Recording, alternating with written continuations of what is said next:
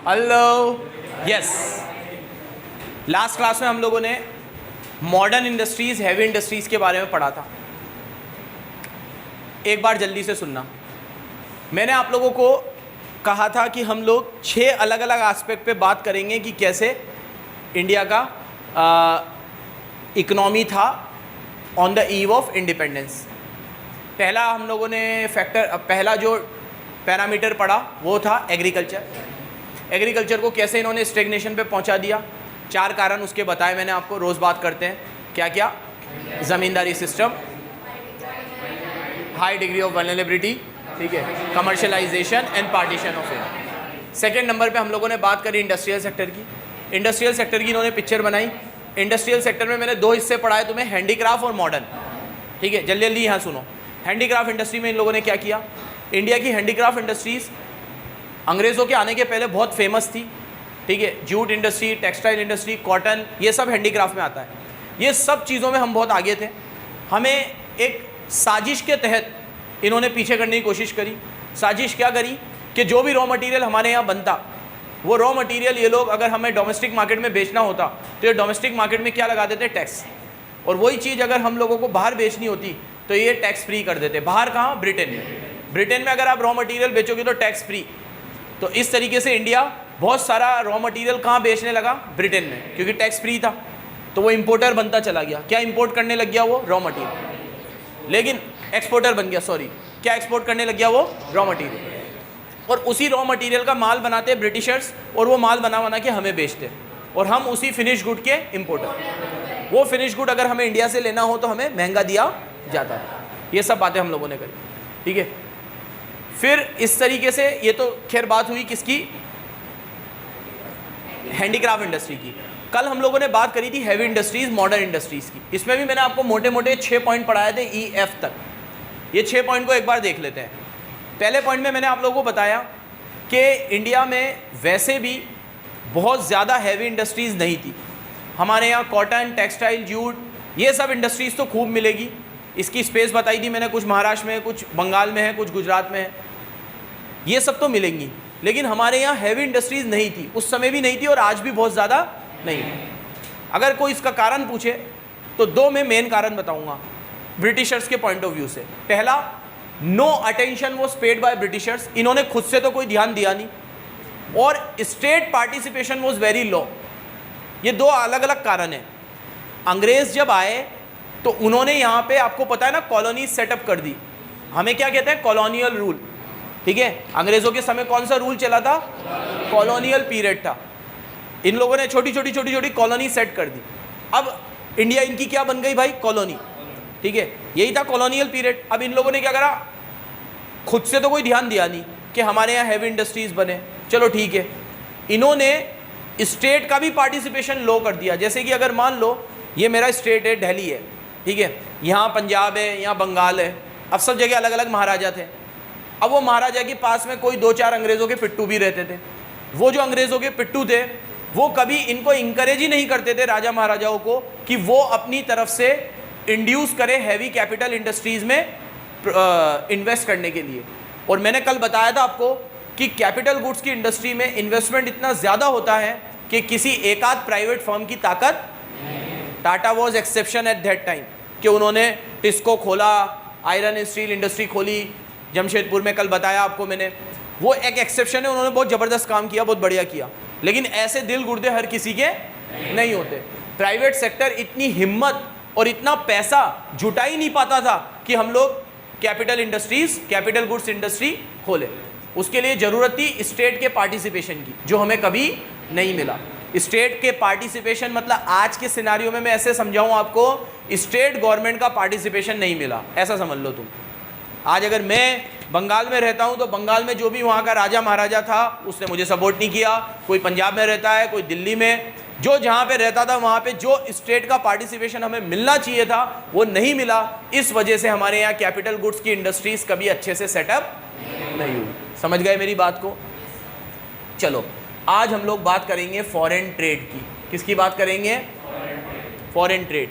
ये तीसरा सेक्टर है, ध्यान से सुनना। पहले पहले मैं आप लोगों को बैकग्राउंड बताऊं थोड़ा, इसमें जो बता रखा है कि ब्रिटिशर्स के आने के पहले इंडिया का फॉरेन ट्रेड पूरे वर्ल्ड में फेमस था। हमारी पहले बता दिया आपको हैंडीक्राफ्ट इंडस्ट्रीज थी, ठीक है, कॉटन जूट, ये सब हमारा पूरे विदेशों में जाता था। और सबसे बड़ी बात, हम जब वहाँ पे एक्सपोर्ट करते थे तो वहाँ से हमें गोल्ड और सिल्वर मिलता था। ये इनके आने के बाद बंद हो गया, ये देने लग गए। अगर हम लोग कोई चीज़ एक्सपोर्ट भी करते थे ना ब्रिटेन में, तो हमें मिलती थी ब्रिटेन की करेंसी। चाटे उसे, सड़ी सूगली, ठीक है, गंदी सी। जब हम पहले दूसरे देशों में देते थे तो हमें क्या मिलता था? गोल्ड और सिल्वर। इसीलिए मैंने तुम्हें कहा था हमें सोने की चिड़िया कहते थे। खूब गोल्ड था हमारे पास इनके आने से पहले, क्योंकि इनके आने से पहले हमारी इंडस्ट्रीज से बहुत सारा माल एक्सपोर्ट होता था। इंडिया बहुत बड़ा एक्सपोर्टर था अलग अलग देशों में। लेकिन ये इनके आने के पहले की बात है, बैकग्राउंड है ये। इनके आने के बाद क्या हुआ ये सुनो। इन्होंने हमारे फॉरेन ट्रेड को ब्रिटेन तक ही सीमित कर दिया। हमारा 50% से ज़्यादा फॉरेन ट्रेड सिर्फ इंग्लैंड के साथ होता था। 200 कंट्रीज है इस वर्ल्ड में, 200, और एक ही कंट्री के साथ हम कितना ट्रेड कर रहे हैं? 50%। और बाकी सबके साथ मिलाकर, और 50 से भी ज़्यादा ही होता था, 60 मानो तुम तो, 60% के अराउंड ट्रेड इनके साथ होता था ब्रिटेन के साथ, और बाकी पूरी कंट्रीज़ के साथ जरा सा ट्रेड। तो एक तो हमारा फॉरेन ट्रेड की अगर हम बात करें तो इन्होंने फॉरेन ट्रेड को एक तरीके से कंप्रेस कर दिया कि हमारे लिए फॉरेन के नाम पे एक ही देश रह गया था बस, क्या? ब्रिटेन। अच्छा दे बुरा दे, हमें उसके साथ ही ट्रेड करना पड़ता था। इनकी पॉलिसीज़ ही ऐसी थी, इनकी पॉलिसीज़ ही ऐसी थी। और अगर कोई पूछे कैसे, तो वो हैंडीक्राफ्ट का एग्जांपल देना कि कैसे हम लोग कोई भी चीज़ इंपोर्ट करने जाते तो टैक्स लगा देते, लेकिन अगर वही चीज़ हम इंग्लैंड से इंपोर्ट करते तो टैक्स, कोई भी चीज़ हम दूसरे देशों में एक्सपोर्ट करने जाते टैक्स लगा देते, वही चीज़ हम इंग्लैंड में एक्सपोर्ट करते टैक्स नहीं लगता। ठीक है, तो वो जो पॉलिसीज़ इन्होंने अडॉप्ट करी वो। चलो, तो हमारा फॉरेन ट्रेड 50% के अराउंड किसके साथ होता था? ब्रिटेन के साथ। अब ये लोग है ना बड़े बढ़ चढ़ के अपनी वाहवाही करने के लिए इंग्लैंड में पढ़ाते हैं बच्चों को, ये अंग्रेज़, कि हमने इंडिया में स्विस कैनाल बनाया। बहुत चर्चा होती है इसकी कि भैया बहुत बढ़िया स्विस कैनाल बनाया इन्होंने। ठीक है, बढ़िया है, बनाया इन्होंने, लेकिन वो स्विस कैनाल के पीछे इन लोगों का उद्देश्य था ब्रिटेन के साथ इनका फॉरेन ट्रेड और बढ़े। पहले क्या होता था, ब्रिटेन में माल भेजने के लिए अफ्रीका से रूट होकर माल जाता था, और बीच में तूफ़ान वगैरह आने का, शिप से माल जाता था तो बहुत ज़्यादा डर रहता था, और डिस्टेंस भी बहुत लंबा था। इन्होंने उस डिस्टेंस को कम करने के लिए और वो तूफ़ान वगैरह इन चीज़ों से बचने के लिए एक रास्ता खोजा, स्विस कैनाल के ज़रिए बनाया इन्होंने। ठीक है, और वो स्विस कैनाल से इंडिया से इंग्लैंड माल भेजने में बहुत आसानी रहती थी। सब हमारे पैसों से ही बनाया है। पहली बात तो इसमें कोई क्रेडिट लेने की कोई ज़रूरत नहीं थी। इंग्लैंड इन्हें कोई बनाया मतलब यहाँ के ही पैसों से बनाया, यहाँ के खजानों में से बनाया स्विस कैनाल। और उससे फिर क्या होता था, दो फ़ायदे होते थे इंडियंस को, क्या कहा जाता है इंडियंस को, और मैं कहूँगा इनको। क्या दो फ़ायदे? एक तो कॉस्ट ऑफ ट्रांसपोर्टेशन कम हो जाती थी और डिस्टेंस कम हो जाता था। अफ्रीका से रूट होके नहीं जाता था माल, अब सीधे इंग्लैंड पहुँचाना हो तो हम इंग्लैंड पहुँचा सकते हैं, ये बेनिफिट था। तो ये फॉरेन ट्रेड के अंदर ही आएगा स्विस कैनाल। एक और चीज़ फॉरेन ट्रेड में आपको लिखनी है, एक्सपोर्ट सरप्लस के बारे में। किसके बारे में? जब हम लोग, भाई इधर ध्यान दे ले स्ट्रेट, जितनी भी चीज़ें हम लोग इंग्लैंड से एक्सपोर्ट करते थे ना, एक्सपोर्ट करते थे इंग्लैंड में, उससे हमारे पास बहुत सारा सरप्लस आता था। आज 25 साल हो गए भारत को सरप्लस देखे हुए। हमारा बैलेंस ऑफ पेमेंट कभी भी सरप्लस में नहीं जाता। बरसों से हमारा बैलेंस ऑफ पेमेंट, आज की बात कर रहा हूँ, बरसों से हमारा बैलेंस ऑफ पेमेंट नेगेटिव जा रहा है।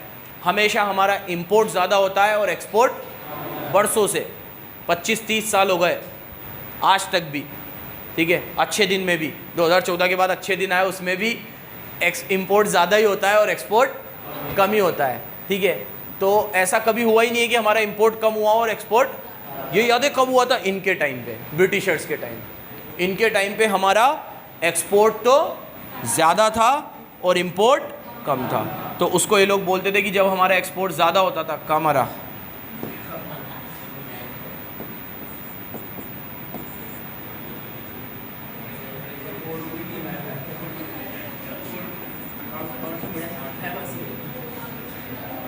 एक्सपोर्ट ज़्यादा था, इंपोर्ट कम था, ठीक है।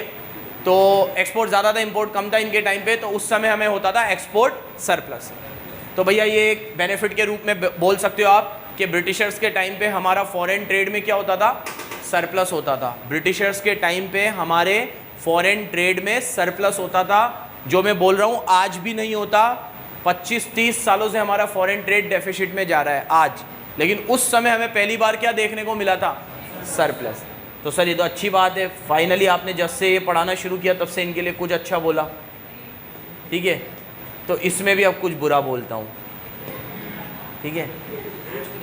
बुरा सुनो, बुरा क्या था, ये जितना भी एक्सपोर्ट सरप्लस आता था ना, ये उस एक्सपोर्ट सरप्लस को अपनी ही कंट्री में खींच के ले जाते थे। इसे बोलते हैं ड्रेन ऑफ इंडियाज वेल्थ। क्या बोलते हैं, ये आता है कई बार question, explain the concept of drain of India's wealth. कि ड्रेन ऑफ इंडियाज वेल्थ का कंसेप्ट समझाओ क्या था। सुनो क्या था, हम लोग एक्सपोर्ट करते, पैसा आता, सरप्लस आता, इंपोर्ट कम था हमारा और एक्सपोर्ट ज़्यादा था, सरप्लस आता। अच्छा आज याद है, आज की बताऊं मैं आपको, आज हमारा इंपोर्ट ज़्यादा क्यों है। सुनो मेरी बात, आज हमारा इंपोर्ट ज़्यादा है क्रूड ऑयल की वजह से। किस वजह से, शायद एक क्लास में पहले भी बताया था कि हमारा 100 रुपीज़ का अगर इंपोर्ट होता है तो 75 का सिर्फ क्रूड ऑयल होता है। याद है आपको, अगर हम 100 रुपये की चीज़ बाहर से मंगाते हैं ना, 100 रुपये की, तो उसमें 75 रुपये का तो सिर्फ क्या मंगाते हैं, तेल। तो तेल ने तेल निकाल रखा है हमारा, बाकी तो कोई दिक्कत नहीं है।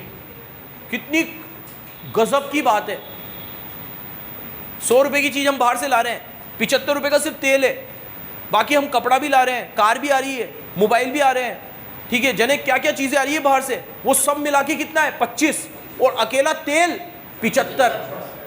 तो हमारा जो इंपोर्ट का बर्डन है ना हमारे ऊपर, वो सिर्फ किस वजह से है, क्रूड ऑयल। जिस दिन हमने क्रूड ऑयल के बेटर ऑल्टरनेट ढूंढ लिए, जैसे पहले कहा था तुम्हें, हम सोलर एनर्जी पे वर्क कर रहे हैं, विंड एनर्जी, ठीक है, इन चीज़ों पे अगर हमने लगाम पा लिया एक बार, तो हमारा इंपोर्ट कम हो जाएगा और हमारा एक्सपोर्ट वापस से सरप्लस आने लगेगा, जो ब्रिटिशर्स के टाइम पे आता था। चलो खैर, अब वापस आते हैं फ्लैशबैक में।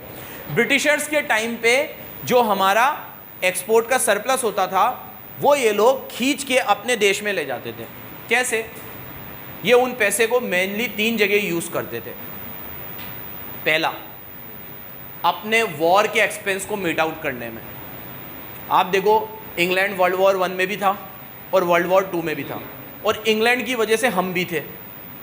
ये पूरी हमारी मिलिट्री को भी तैयार करके वर्ल्ड वॉर 1 और 2 में ले गया। हमारा क्या लेना देना, तुम आज भी देख लो, हमें क्या लेना देना किसी भी कंट्री से, ठीक है। ये 7 समुंदर पार बैठे हुए हैं, लड़े, रशिया, यूक्रेन। इंडिया तो वोट ही नहीं डालता। अभी कितना टाइम हो गया है, रशिया और यूक्रेन का मसला चल रहा है, इंडिया तो वोट ही नहीं डालता उसमें। यूनाइटेड नेशंस की जो भी वोटिंग होती है, क्या अच्छा है क्या बुरा, अपन तो बिल्कुल सही है भाई, तुम्हारी एसेस कराओ, लड़ो मरो कटो, तेल दे दो तुम तो सस्ता आ रहा हो तो, ठीक है, बिल्कुल सही राजनीति खेलता है इंडिया। लेकिन इनके टाइम पे क्या था कि ये हमें फोर्स करते थे भाई कि आपकी पूरी मिलिट्री तैयार करो, हम लेकर जाएंगे। ये ले गए हमें वर्ल्ड वॉर 2 में ले गए, ठीक है। हमारे यहाँ के जो उस समय के लीडर्स थे, सुभाष चंद्र बोस वगैरह, फिर उन्होंने खुद की एक आर्मी खोली थी, आज़ाद हिंद फौज करके खोली थी ना।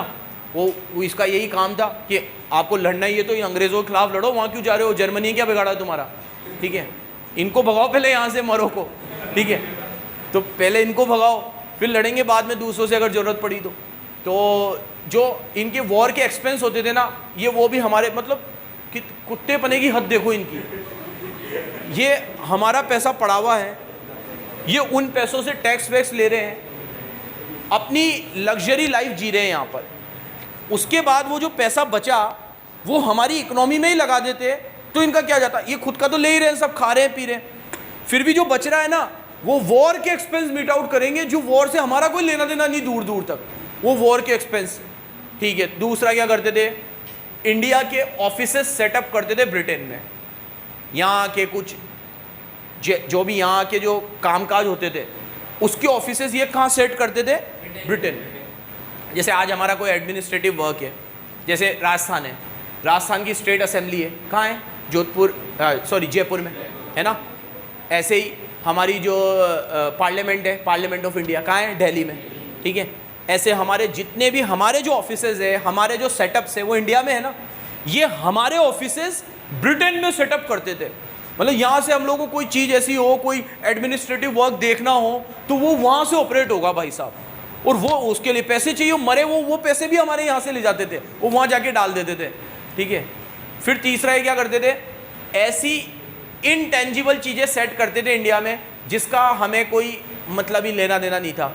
उस समय लोग बैंकिंग सेक्टर में खर्च करते थे, इंश्योरेंस में खर्च करते थे, टूरिज्म में।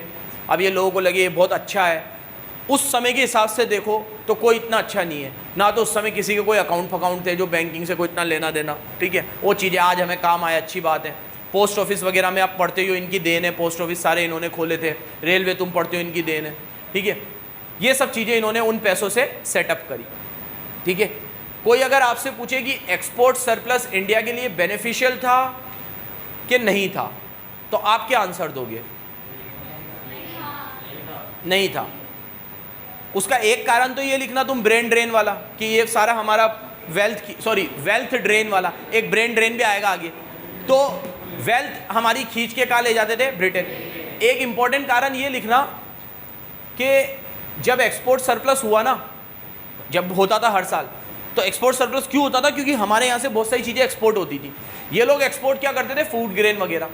वो जो फूड ग्रेन वगैरह ये लोग बाहर एक्सपोर्ट करके ले जाते थे, वो सारे फूड ग्रेन की ज़रूरत इंडिया में ज़्यादा होती थी, फिर भी ये एक्सपोर्ट पे बल देते थे। मैंने तुम्हें एग्रीकल्चर वाले पॉइंट में बता दिया। कोई भी इंसान देख लो, वो कहावत है अंग्रेजी में, चैरिटी बिगिंस एट होम। पहले आप खुद का भला कर लो, ठीक है, उसके बाद दूसरों करने जाना। जब हमारे यहाँ उस समय इतना कम फूड ग्रेन था कि हमारी खुद की डिमांडें बराबर पूरी नहीं होती थी, उस समय एक्सपोर्ट करने की कोई ज़रूरत ही नहीं थी। तो पहली बात तो वो एक्सपोर्ट करके पैसा आता था जो हमारे किसी काम का नहीं था, उसके बदले में जो अनाज जा रहा था ना, वो हमारे ज़्यादा काम का था। तो अगर हम कहें कि वो सरप्लस हमारे लिए बहुत खुशहाली लेकर आया हमारी ज़िंदगी में, तो ऐसा कुछ भी नहीं था। वो सरप्लस जाने से हमें कुछ काम का नहीं था। वो सरप्लस से क्या हो रहा था? वॉर के एक्सपेंस मीट आउट हो रहे थे, हाँ, इनके ऑफिसेस डल रहे थे, दूसरी चीज़ों में खर्च हो रहे थे। और वो सरप्लस आ कहाँ से रहा था? हमारा गुड्स एक्सपोर्ट होकर। वो गुड्स जिसकी ज़रूरत उस समय इंडियंस को। एक एग्जांपल देता हूं तुम्हें। साल भर पहले क्या हुआ, प्याज के भाव एकदम बढ़ गए थे। प्याज 80-90 रुपए किलो तक चला गया था। प्याज बहुत असेंशियल चीज़ है हमारे लिए, ठीक है। और जो कोई नहीं खाता होगा, ऐसा भी होंगे, ठीक है। कोई नहीं खाता आप में से? कोई ऐसा है? कौन? चारुल? कम तो कुछ भी नहीं होता, या तो होता है या नहीं होता है, बहुत।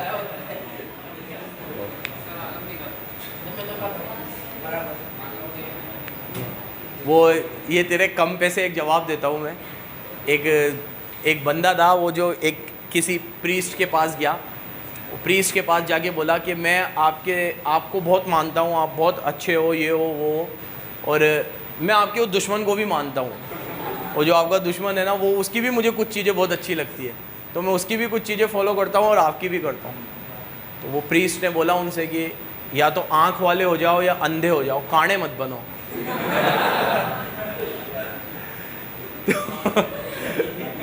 कम खाना कुछ नहीं होता। अब चलो देखो भाई, आगे आते हैं। उस पे जाता हूं मैं। एक साल पहले प्याज का भाव बहुत बढ़ गया, 80-90 रुपए किलो तक चला गया। बेटा बात मत करो, ध्यान से सुनो। सरकार ने क्या करा, प्याज का भाव जैसे ही 80-90 रुपए किलो हुआ ना, सरकार ने इमीडिएटली प्याज का एक्सपोर्ट बैन कर दिया। इंपोर्ट बैन होते हुए सुना होगा तुमने, एक्सपोर्ट बैन होते हुए कम ही सुना होगा। सरकार ने एक्सपोर्ट क्या कर दिया, हमारे यहाँ से बहुत सारा प्याज बांग्लादेश, अफगानिस्तान वगैरह जाता है, सरकार ने हाथों हाथ बैन कर दिया। जैसे हमारे यहाँ बैन हुआ ना, 3 दिन के अंदर अंदर बांग्लादेश में प्याज 150 रुपये किलो हो गया, क्योंकि हमारे यहाँ से जाता था। अब हमारे बाद वो जिस भी कंट्री से लेते, उससे बहुत महंगा पड़ता था उन्हें। उन्होंने, उनके जो डिप्लोमेटिक स्टाफ थे, उन्होंने यहाँ पे लिखा भी सही, लेकिन इन्होंने कहा हमारी इस साल फसलें खराब हुई है कुछ, वो खराब होने की वजह से हमारी डिमांड ज़्यादा है और सप्लाई, तो हम हमारी सप्लाई में से पहले हमारे लोगों का पेट भरेंगे, फिर एक्सपोर्ट करेंगे बाद में ज़रूरत पड़ी तो। वो फिर उन्होंने कहा हाँ बिल्कुल सही है, अपन अपनी जगह पे। 1-1.5 महीने तक हमने एक्सपोर्ट करा ही नहीं। फिर 1.5 महीने बाद गवर्नमेंट ने नोटिफिकेशन जारी करी कि अब आप एक्सपोर्ट करना चाहो तो कर सकते हो। This is the right way, इस तरीके से काम होना चाहिए। एक्सपोर्ट करे जा रहे थे, यहाँ तो मर रहे, ठीक है, लोगों के पास खाने को था नहीं कुछ, ठीक है, और कॉटन जूट वगैरह जिसकी हमें ज़्यादा ज़रूरत थी उस समय, वो ये लोग क्या कर देते थे। तो अगर कोई बोले कि भैया बेनिफिशियल था, तो आप बोलोगे बिल्कुल भी बेनिफिशियल, ऐसा सरप्लस हमारे किसी काम का। चलो ये फॉरेन ट्रेड पूरा हुआ, एक बार इसमें से देखते हैं। एक तो आज हैंग बहुत हो रहा है ये फॉरेन ट्रेड। पहला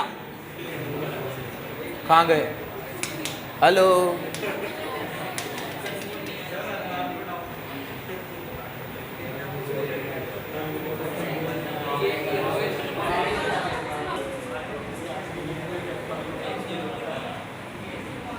हाँ यहाँ से शुरू करेंगे।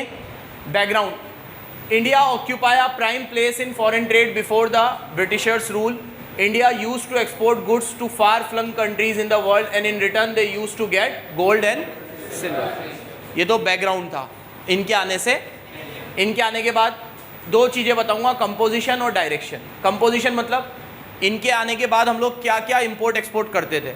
इतनी कमाल बात थी, देखो ऐसे चलता था। इनके आने के बाद हम एक्सपोर्ट करते थे रॉ कॉटन, इंपोर्ट होता था फिनिश कॉटन। हम एक्सपोर्ट करते थे रॉ जूट, इंपोर्ट होता था।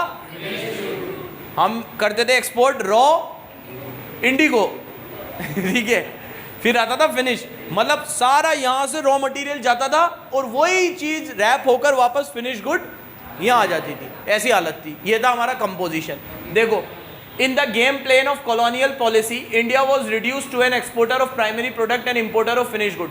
India's main export item were, सुनो देखो क्या एक्सपोर्ट करते थे हम, raw silk, cotton, would, sugar, सब के आगे रॉ लगा देना। अब वहां से क्या आता था, फिनिश गुड्स, आगे फिनिश लगा देना, क्या, कॉटन, सिल्क, वुलन क्लोथ्स, ये सब हमारे यहाँ से सारा रॉ मटेरियल जाता था, वो कि वही पैक हो हुआ कर फिनिश गुड बन के आ जाता था। और आप कभी भी देखना, सबसे बड़ी किल्लत जो होती है ना, वो रॉ मटेरियल की होती है। रॉ मटेरियल, हमारे दोस्तों की पाइप बनाने की फैक्ट्री है, वो जो सबसे बड़ी हमारी नहीं है, दोस्तों की है, ठीक है, अब्दली सर के दोस्तों की है, उसकी बता रहे थे, उनका नाम भी शब्बीर है, ठीक है। हाँ सुनो, उनको वो सबसे बड़ी प्रॉब्लम फेस करते हैं रॉ मटेरियल को लेकर। कई बार ऐसा होता है कि उनके पास एडवांस ऑर्डर पड़े होते हैं, भाई ये भेज दो, ये भेज दो, ये भेज दो, लेकिन वो बोलते हैं कहाँ से भेजे।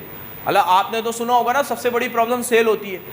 उनके साथ जब हम लोग गए, विजिट करा, तो हमने देखा भाई सबसे बड़ी प्रॉब्लम तो प्रोडक्शन होती है। उनके लिए सेल तो कुछ है ही नहीं, जितना माल बेचना चाहे उतना बेच सकते हैं, बनाने की ताकत होनी चाहिए, और बनता है रॉ मटेरियल से। वो बोलते हैं रॉ मटेरियल ही नहीं आता। अब जैसे उनका माल बनता है, पाइप वगैरह बनते हैं भाई किससे, थैली वेली, पॉलीथीन वॉलीथीन, इससे।